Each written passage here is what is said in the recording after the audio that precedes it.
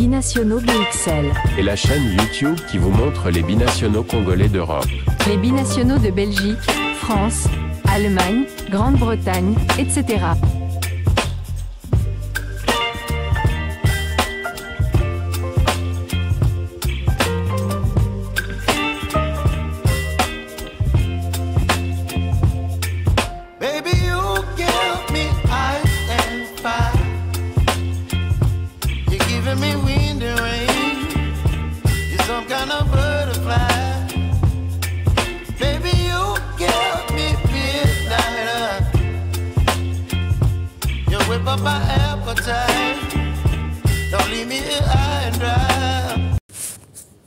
Voilà, nous sommes le vendredi 8 novembre 2024, hein, donc nous sortons d'une fin de semaine, du milieu de semaine quand même, qui concernait les compétitions européennes, hein, la Champions League et l'Europa League conférence bien entendu. Hein. Bonjour à tous, vous êtes en train de suivre Binationaux BXL, votre chaîne qui est consacrée justement aux binationaux. Je ne suis pas seul pour pouvoir parler de ces résultats sur la scène européenne dès la semaine. Hein.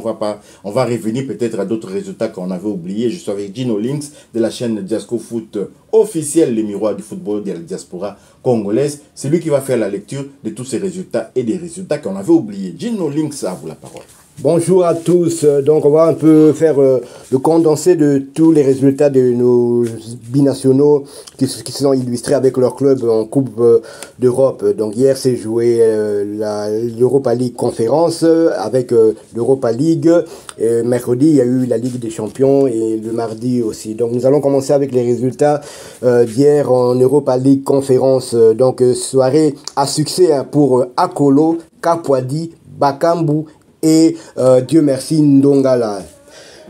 La quatrième journée de cette première phase de la Conférence League s'est jouée jeudi soir.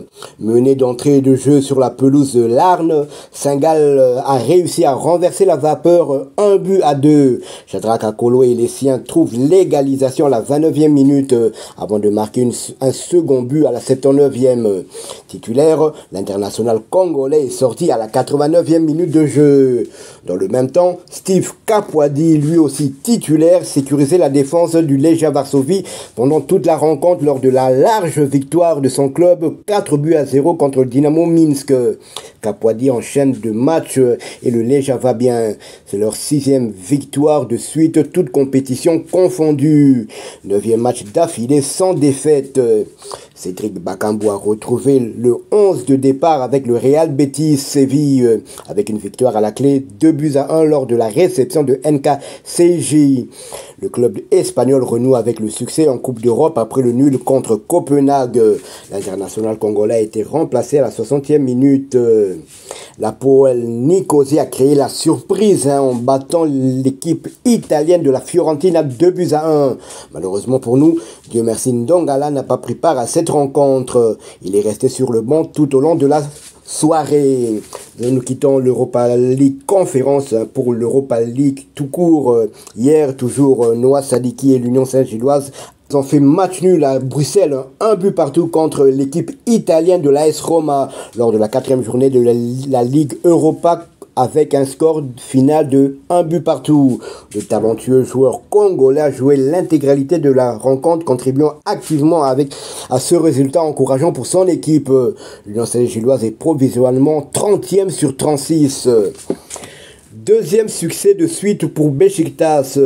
Arthur Masuaku et Beşiktaş ont enchaîné avec une deuxième victoire de rang dans la phase de la Ligue Europa League en battant Malmö 2-1 le mercredi soir.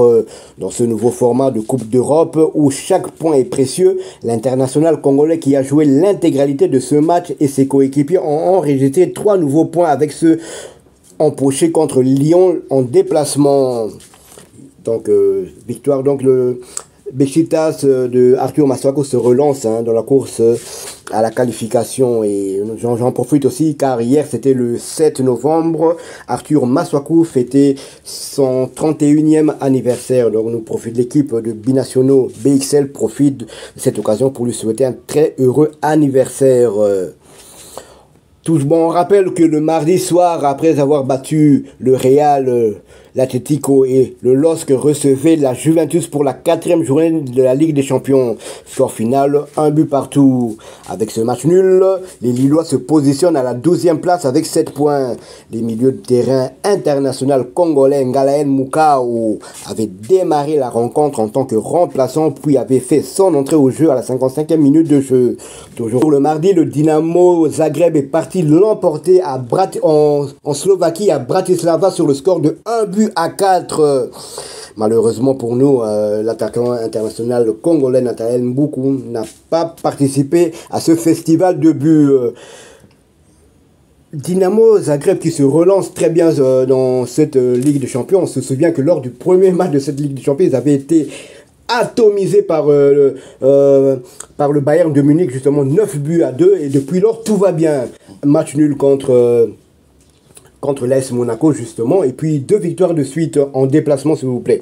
Donc ils ont un total de 7 points tout comme Lille, donc ils peuvent toujours espérer se qualifier. L'ironie du sort c'est que ils ont 7 points, ils ont 1 point de plus que le Bayern de Munich qui les avait atomisés lors de la première journée. Ah oui, vraiment, ça fait très plaisir. Je suis quand même tenté de parler de Silas Katompa, c'est pas un binational, mais toutefois quand même, il a marqué contre le Barça, c'est quelque chose à saluer également.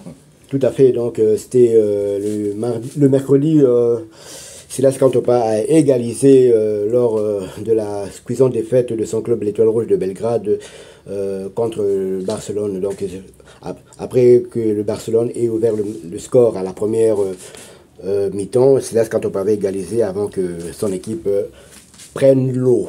Oui, ils ont pris l'eau. Là, c'est pas surprenant. C'est tout le monde qui prend l'eau actuellement contre le Barça. Surtout avec leur système de défense en ligne. Là, il faut savoir juguler cela. Et Silas Katompa y est allé seul. On dirait qu'il était beaucoup plus à l'aise, moins stressé qu'au sein des Léopards. Il a l'air stressé chez les Léopards lors des face-à-face avec les gardiens. Souvenez-vous, à la CAN contre l'Afrique du Sud, dans les matchs comptant pour la 3e place de cette compétition. Il avait loupé son face-à-face avec les gardiens sud-africains. Et le reste, vous savez, ça nous avait conduit à la 4e place. On était retourné bredouille à Kinshasa. Donc voilà, un peu les résultats. Le tour d'horizon réalisé ici par notre chaîne et puis à travers les propos de Dino Links de Diasco Foot officiel, le miroir du football de la diaspora congolaise. Le miroir ne fait que nous montrer ce que se présente, ce qui passe devant les miroirs. Et bien évidemment, les miroirs ne les loupent pas. Nous, on n'a rien ajouté. Donc voilà, nos internationaux, nos binationaux sont en forme. On va faire en sorte que cela puisse continuer avant d'affronter Serhou Guirassy et la Guinée, parce que la Guinée est déterminée à se qualifier également pour cette CAN 2025 et cela passera par un bon résultat contre le Léopard de la RDC avant d'aller peut-être s'imposer encore du côté de la Tanzanie au Mkapa Stadium. Voilà, si vous avez aimé ce sujet, merci de liker, merci de commenter, merci de partager cette vidéo. N'oubliez pas également aussi de vous abonner, d'activer la petite cloche de notification qui vous permettra de ne pas manquer la prochaine vidéo que nous allons mettre en ligne. Voilà, donc nous sommes arrivés à la fin. Binationaux BXL vous dit au revoir. Binationaux BXL. Et la chaîne YouTube qui vous montre les binationaux congolais d'Europe. Les binationaux de Belgique, France, Allemagne, Grande-Bretagne, etc.